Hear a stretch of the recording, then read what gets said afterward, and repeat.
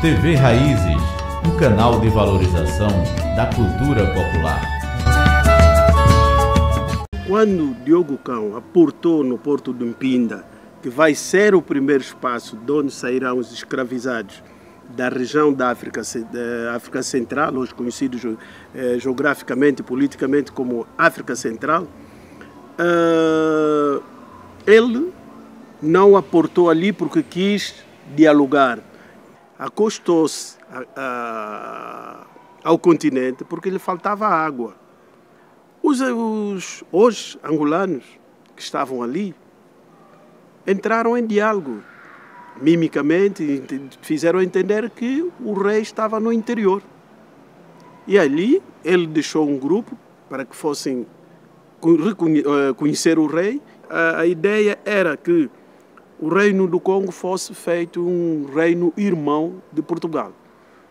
Por isso que as designações locais vão perder o seu interesse, porque Dentotila Congo, Ntinua Congo, Uena Congo, passou para Dom Afonso I, Dom João I, Dona Leonor. A designação dos soberanos portugueses entrou no Congo nesses modos. Os duques, os príncipes, entraram no Congo nessa troca. Aí Pedro Álvares Cabral ainda não tinha aportado nas terras da Veracruz. 50 anos depois ele aportou. Os jesuítas construíram as igrejas no Congo, presença jesuíta, dos carmelitas, dos capuchinhos e fora. E a história que já começa aqui. Os índios aqui começam a ser sacrificados para trabalhar, mas quando viram que já não podia, o padre Antônio Vieira disse que não, já não podem ser os índios. E como eles já conheciam o espaço, então tinham que vir daquele espaço escravizados. Então, quem vão ser, como dizia bem, quem vão ser os intermediários? São os chamados, nos escritos europeus, pombeiros. Mas na nossa língua não é pombeiro, pombo, porque havia um mercado que é hoje ali no espaço que é perto da capital do Congo Democrático, que era conhecido por pombo. Então eles interpretaram pombeiros. Esses eram intermediários africanos, porque a atividade comercial já existia na bacia do Congo. O que é que vai acontecer? Há este período do século XVI, XVII, XVIII, a escravatura. Naquela troca, porque há uma escravatura doméstica que é interpretada também de uma forma diferente. Eu digo porque o tio do meu pai era um soberano, era um chefe, é da linhagem Congo. Né?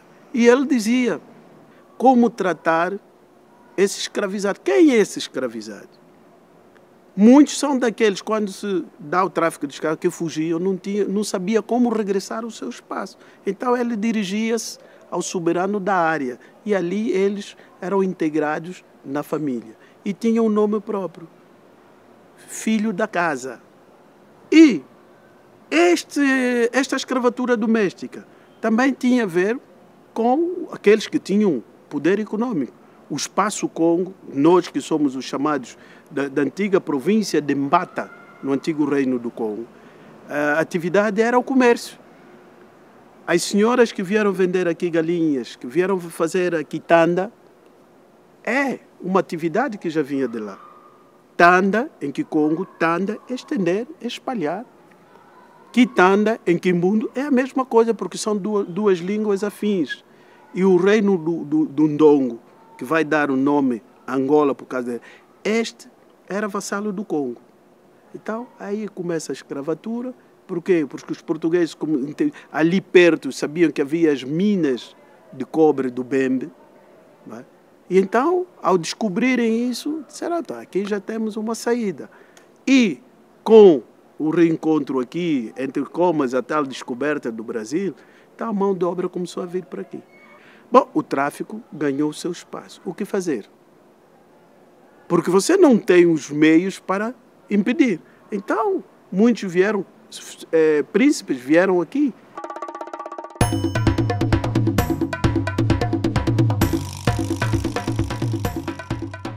Rainha Ginga é o seguinte, é um fenômeno que só os africanos e os angolanos podem entender. A Rainha Ginga, como disse, ela teve um único filho. E nós, em África, a sucessão é pelo lado materno. Somos matriarcais. Portanto, eu sou o pai social dos meus sobrinhos, filhos das minhas irmãs. Então, Rainha Ginga perde o filho, o único filho. Então, a partir daí, o que é que ele fez? Ela teve que se iniciar, casa-se com um chefe em Bangala, que eram temidos, são os tais Jagas, que invadiram o Congo, e a Rainha Ginga vai se submeter a um rito masculino. E a partir daí é que ele se torna invulnerável. E é esta parte que hoje, na oralidade, nós devemos dizer. Por que é que ele se tornou invulnerável? Por que é que ela sobreviveu até os 81 anos?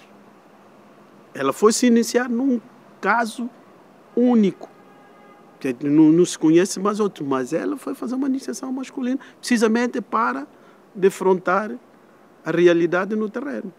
Porque se ele não fosse dessa dimensão, os portugueses teriam lhe pegado. Ele fez coligação com o Congo, com os outros pequenos reinos próximos, precisamente para combaterem esse tráfico de escravos. Mas quem são esses escravos que eles vendiam, que a fama é de vendedor de escravos? Claro que os nossos velhos disseram não. Aqueles que não eram a sua população, que vinham de longe, eram estes que ele vendia para poder obter as armas.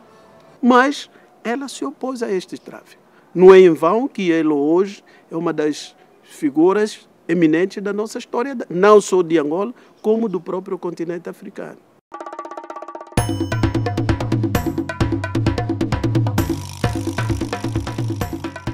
O sincretismo, que é a junção de elementos católicos europeus com elementos africanos. Os portugueses queimaram todos os instrumentos religiosos dos bantos. Beatriz de Quimpavita, que é aquela conhecida que se encarnava em Santo Antônio, às sextas-feiras, no Reino do Congo. E no período em que, século XVIII, a Beatriz disse, não pode. Como é que nós vamos aceitar o que é deles e destruírem o que é nosso? Esse diálogo soou mal aos capucinhos italianos na altura. Acabou por ser morta pela Inquisição. Mas a doutrina dele foi espalhada pelo mundo. E nós, os bantus, cultuamos um único Deus, que é o Nzambi, Nzambiampungu, Kalunga, Suco. Nzambi. Há perto de 20 e poucas designações, mas todos eles acreditam num único ser. O Deus Todo-Poderoso, que é Nzambiampungu. E a enculturação começou no Congo.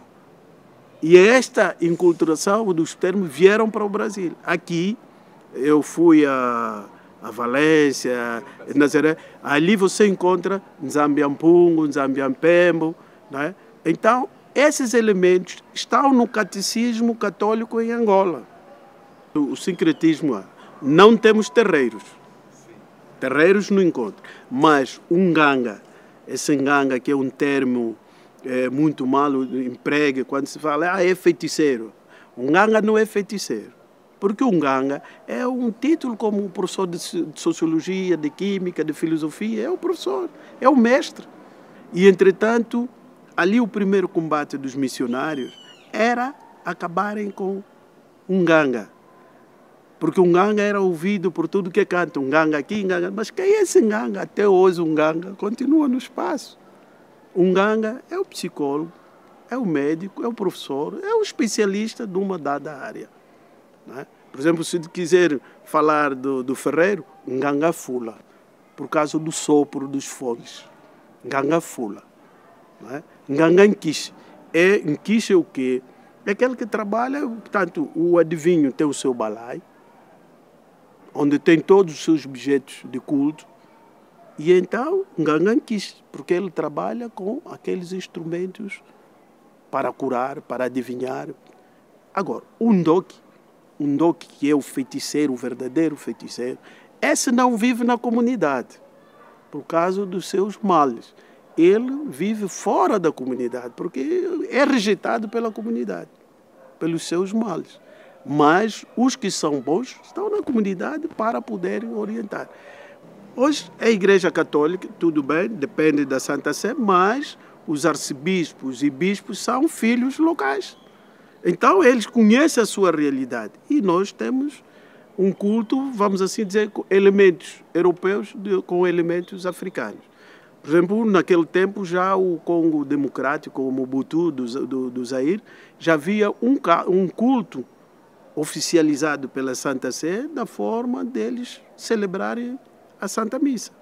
Portanto, hoje em África, o sincretismo não tem nada de mal, porque é um sincretismo que está dentro do contexto sociocultural dos povos.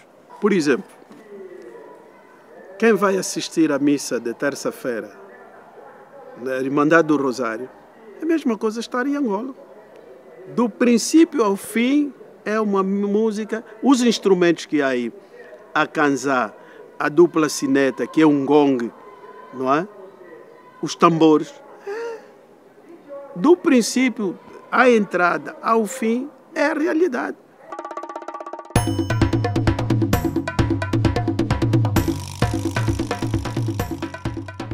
Por que o quimbundo aqui não sobreviveu? Bom, também temos que entender que depois dali houve os que foram mortos nas guerras do Paraguai. Por quê? Falar de cabula é o nome banto de Angola, da minha língua Kikongo, que quer dizer repartir, distribuir. Matatu é cardinal. Mochizole, tatu. Muqueca, Kiuqueca, são nomes bantos. Calundu, Futucar, Xinguilamento. Tudo isso é de Angola. Porque aqui no Nordeste temos o Quimbundo e o Kikongo. Em Minas Gerais, um bocado em São Paulo, temos o Quimbundo e o Umbundo e um bocado de Kikongo.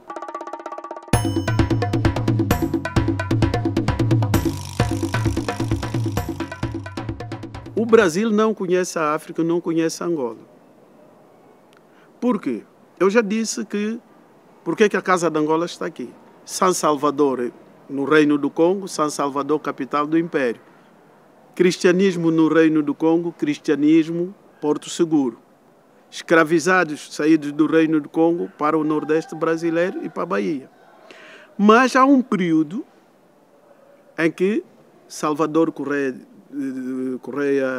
de Sá e Benevides, um oficial da Marinha Brasileira, vai libertar Luanda dos holandeses. Quando os holandeses ocuparam aqui o Nordeste, ocuparam Luanda. E quem foi é o pessoal da Marinha Brasileira. E a partir daquele tempo, que era o período de dotações, né, o espaço é dado a Salvador Correia para gerir. E ele faz o vínculo com os jesuítas. Porque os jesuítas hoje... Nós hoje não temos jesuítas em Angola. Por quê? Porque eles participaram diretamente no processo. Eles tinham as hordas que alimentavam os navios negreiros. Está escrito hoje, não é segredo para ninguém. E então, Salvador Correia de Sá ocupou o espaço e a partir daí há uma presença continuada de administrativos, militares, até religiosos saídos do Brasil para Angola. Até a independência do Brasil, em 1822, havia um núcleo em Benguela que de brasileiros quiseram que também a independência de Angola se desse nessa altura.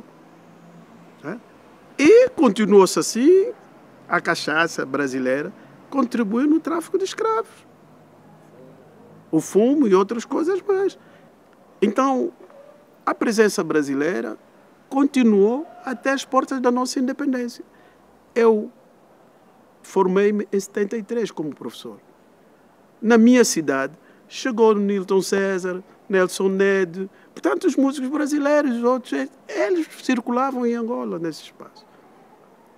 Após a nossa independência, os produtos que nós nos alimentamos foram todos saídos do Brasil, até manuais escolares, saiu do Brasil. Então, eu penso que este espaço todo de 40 anos que agora estamos a comer, tem que ser bem estudado, não é? Para ver o que houve o que houve de um lado e do outro.